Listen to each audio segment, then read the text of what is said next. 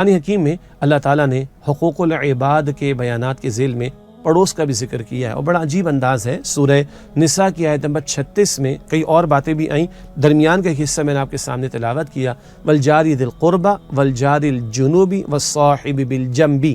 اللہ تعالیٰ فرماتے ہیں رشتہ دار پڑوسی کے ساتھ اچھا سلوک کرو، اور اجنبی پڑوسی کے ساتھ اچھا سلوک کرو، اور پہلو کا ساتھی تھوڑی دیر کے لیے جس کے ساتھ تم ہو گئے اس کے ساتھ بھی بھلا سلوک کرو۔ یہ تو تفصیل طلب بات ہے، ایک ٹرین کے مسافر ہوں، ایک جہاز کے مسافر ہوں، ایک بس کے مسافر ہوں، ایک مسجد کے نمازی ہوں، ایک اسکول کے اسٹوڈنٹس ہوں، ایک کالج کے اسٹوڈنٹس ہوں، ایک استاد کے شاگرد ہوں، جہاں تھوڑی دیر کے لیے اکٹھے ہو گئے، یہ بھی ایک پڑوس ہے۔ سبحان اللہ۔ تو بتایا گیا کہ رشتہ دار پڑوسی کے ساتھ بھلا سلوک کرو، اجنبی پڑوسی کے ساتھ بھلا سلوک کرو، اور پہلو کے ساتھی کے ساتھ۔ احادیث مبارکہ کا جائزہ لیں تو نبی اکرم صلی اللہ علیہ وسلم نے پڑوسی کے ساتھ حسن سلوک کو آخرت پر اور اللہ پر ایمان کے ساتھ جوڑا ہے۔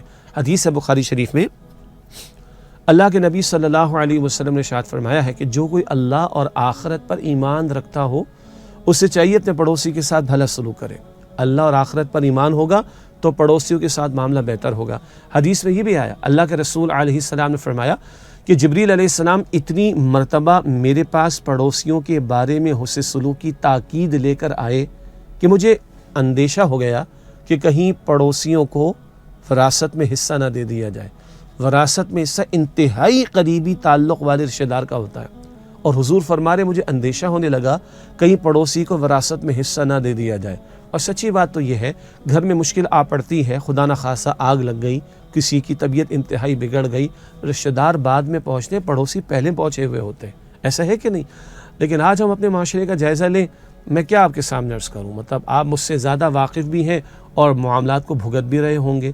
کس طرح بڑے آرام سے اپنے گھر کا کچرا دوسرے کے گھر کے سامنے پھینک دینا، کس طرح کسی پڑوسی کے دروازے کے سامنے موٹر سائیکل کو، گاڑی کو ایسے پارک کر دینا کہ وہ بیچارہ باہر نہ نکل سکے، رات کو 11-12 بجے ڈرل مشین لے کر دوسرے کو پریشان کرنے کی کوشش کرنا، اتنی بلند آواز سے، بعض لوگ تو گانے کیا قرآن پاک کی تلاوت کی آواز اتنی بلند کر دیتے ہیں ویڈیو ریکارڈنگ پر یا آڈیو ریکارڈنگ پر کہ پڑوسی میں کوئی پریشان ہو جاتا ہے، یعنی بیمار ہوگا، اس کو سونا ہے، کسی نے رات کو سونا ہے، کسی بچے نے اسکول کی تیاری کرنی ہے، مدرسے کی تیاری کرنی، لیکن مصیبت پڑی، شادی بیاہ کا موقع آ جائے، دن رات ایک کر دیتے ہیں، پورے محلے کے اندر بے ہنگم موسیقی کا اہتمام ہوتا ہے۔ یہ ہو رہا ہے کہ نہیں ہو رہا؟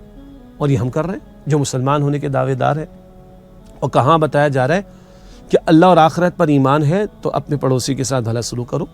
اسی طریقے پر بتایا جا رہا ہے کہ پڑوسی کے بارے میں اس قدر تاکید آئی ہے کہ لگ رہا ہے کہ کہیں پڑوسی کو وراثت میں حصہ نہ دے دیا جائے۔ اور پھر اللہ کے نبی صلی اللہ علیہ وسلم کی حدیث مبارک میں آپ نے 3 مرتبہ قسم اٹھا کر ایک بات ارشاد فرمائی، اللہ کی قسم وہ مومن نہیں، اللہ کی قسم وہ مومن نہیں، اللہ کی قسم وہ مومن نہیں۔ عرض کی کہ یا رسول اللہ علیہ السلام کون ایسا بدبخت اور بد نصیب ہے کہ جس کے بارے میں نبی علیہ السلام 3 مرتبہ قسم اٹھا کر یہ فرما رہے کہ وہ مومن نہیں؟ آپ نے فرمایا کہ جس کی تکلیفوں سے، ایذا رسانیوں سے اس کا پڑوسی محفوظ نہیں، اللہ کی قسم وہ مومن نہیں، اللہ کی قسم وہ مومن نہیں، اللہ کی قسم وہ مومن نہیں۔ دین کیا بتا رہا ہے؟ اپنے پڑوسی کے ساتھ بھلا سلوک کرو۔ اچھا، احادیث مبارکہ کی روشنی میں فقہاء نے تفصیل بھی بتائی ہے، کتنا پڑوس ہوتا ہے بھائی؟ 40 گھر دائیں طرف، 40 گھر بائیں طرف، 40 سامنے، 40 پیچھے، یعنی اتنا بھی تم مجھ سے سلوک کر سکتے ہو تو اتنے بڑے پیمانے پر بھی حسن سلوک کا معاملہ کر لینا چاہیے۔ اللہ کے رسول علیہ السلام کی تعلیمات کا یہ حاصل ہمارے سامنے رہنا چاہیے۔ حاصل کلام یہ ہے کہ دین تو ہمیں اللہ پر ایمان اور آخرت پر ایمان کے ساتھ بتا رہا ہے کہ پڑوسی کے ساتھ حسن سلوک کرو، اور اگر اس کو ایذا پہنچاتے ہو تو تم خدا کی قسم مومن نہیں ہو، یعنی حقیقت کے اعتبار سے مومن نہیں، نام کے مسلمان تو ہوں گے۔ کہاں یہ تعلیمات ہے؟ اور ہم ذرا اپنے دائیں بائیں طرف دیکھ لیں، جی وہ بھی تو ایسا کرتے تو میں بھی ایسا کروں تو فرق کیا ہوا؟ وہ تو ایسے ہیں تو میں بھی اگر ایسا ہو جاؤ تو فرق کیا پڑے گا؟ فرق تب پڑے گا جو اللہ کے نبی علیہ السلام کا طرز عمل تھا کہ لوگ آپ کے ساتھ برا کرتے اور آپ ان کے ساتھ اچھا کرتے تھے۔ معاف کیجیے گا، سورہ حامی میں سجدے میں آیا ادفع باللتی ہی احسن فاذا الذی بینک وبینہ عداوۃ کأنہ ولی حمیم، برائی کا جواب بھلائی سے دو، پھر تمہاری جس کے درمیان دشمنی ہوگی وہ تمہارا گہرا دوست بن جائے گا۔ اللہ تعالیٰ ہمیں پڑوسیوں کے ساتھ بھلا سلوک کرنے کی توفیق عطا فرمائے اور ان کو تکلیف پہنچانے سے بچنے کی توفیق عطا فرمائے۔